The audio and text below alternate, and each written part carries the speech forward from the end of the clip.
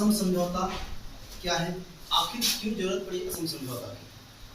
असम समझौता यदि किया गया तो असम समझौता किनके बीच किया गया? आखिर क्या जरूरत पड़ गई असमिया लोगों को कि वह उन लोगों ने आंदोलन शुरू कर दिया? क्यों किया आंदोलन? इन सभी बिंदुओं पर प्रकाश डालेंगे। देखिएगा कि आजादी से पूर्व की बात है, जब भारत और पाकिस्तान कभी एक साथ हुआ करता था। विभाजन होता है, विभाजन के साथ ही 1947 में भारत को विभाजित करते हुए पाकिस्तान को एक पूर्वी पाकिस्तान और दूसरा पश्चिमी पाकिस्तान दिया जाता है। वहां होती क्या है कि जो बंगाली लोग थे, जो पाकिस्तान पूर्वी पाकिस्तान में रहते थे, अर्थात जो बांग्लादेश वर्तमान का बांग्लादेश वाला हिस्सा है, इस बांग्लादेश वाले हिस्सा में रहते थे, इन बंगालियों पर, इन अल्पसंख्यक हिंदुओं पर, बंगाली मतलब अल्पसंख्यक हिंदू, इन अल्पसंख्यक हिंदुओं पर पाकिस्तान की सेना, या ये कहें कि पूर्वी पाकिस्तान की सेना के द्वारा बर्बर तरीका से प्रताड़ना शुरू कर दिया गया। इन लोगों को मारना पीटना, अदर करप्शन, यानी हर प्रकार से इन लोगों के साथ ऐसी घिनौनी हरकत किए जाने लगे जिससे ये लोग प्रताड़ित होकर के और पूर्वी पाकिस्तान से पलायन होकर और पलायन करके भारत की सीमा में प्रवेश कर गए। और जब भारत की सीमा में प्रवेश किए तो वो जगह था असम। क्या था? असम। असम में प्रवेश किए। लगभग 10 लाख लोग असम में आए, लगभग 10 लाख लोग असम आए।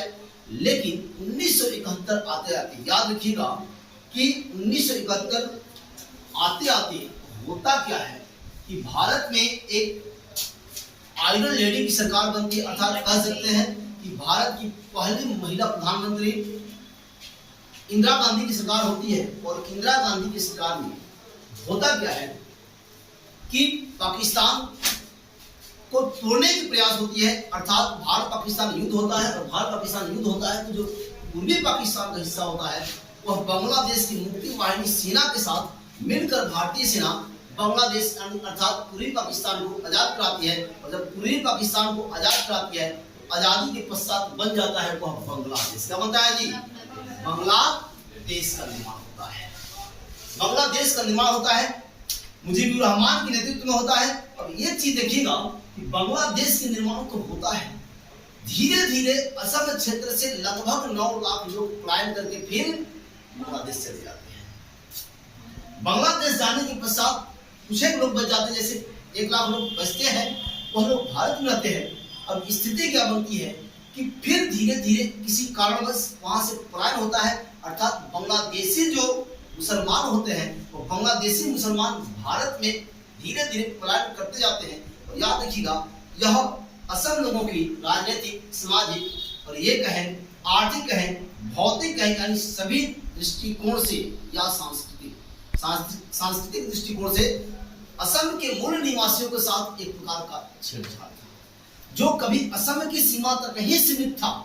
लेकिन वर्तमान परिप्रेक्ष्य में या ये कहें कि अभी के हालात के अनुसार ये बांग्लादेशी घुसपैठ जो है वह असम से नहीं बल्कि दिल्ली तक पहुंच चुके हैं। अर्थात इनकी एक बहुत बड़ी बड़ी झुग्गी झोपड़ियां बन चुकी है। ये लोग रहते हैं भारत में, सब कुछ करते हैं, लेकिन भारतीय लोगों के साथ इनका जो व्यवहार होता है वो व्यवहार अच्छा नहीं होता है।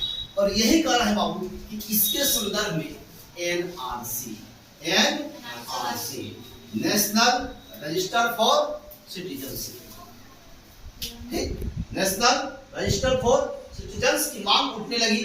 अर्थात होता क्या है कि 15 अगस्त 1985 में 1984 में इंदिरा जी की हत्या के पश्चात 15 अगस्त 1985 में दिल्ली में जो दिल्ली के तत्कालीन भारत के तत्कालीन प्रधानमंत्री थे राजीव गांधी जी, राजीव गांधी के साथ जो असम के मूल निवासी थे, अर्थात जो असम के लोग जो आंदोलन कर रहे थे, जो आंदोलनरत थे, उन आंदोलनकारियों के साथ एक समझौता होता है। और समझौता करने के पश्चात इन लोगों को यह बातें बताई जाती है कि आप लोगों की अस्मिता पर किसी प्रकार का प्रश्न चिन्ह नहीं उठेगा।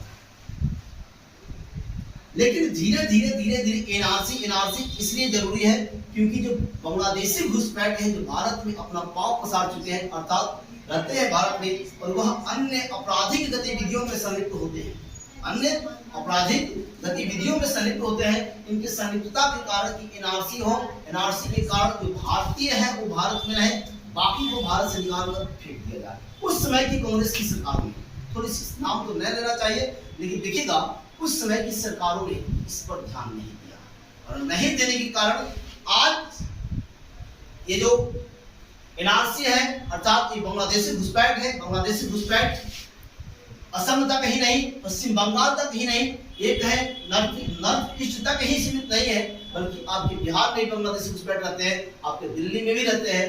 अर्थात ये लोग भारत की ये कहें कि खुफिया की काम करते हैं बांग्लादेश के लिए या अन्य देशों के लिए।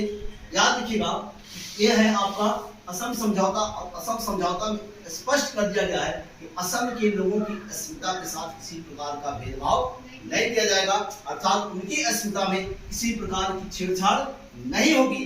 और याद रखिएगा कि असम समझौता होता है राजीव गांधी के साथ, इसी के साथ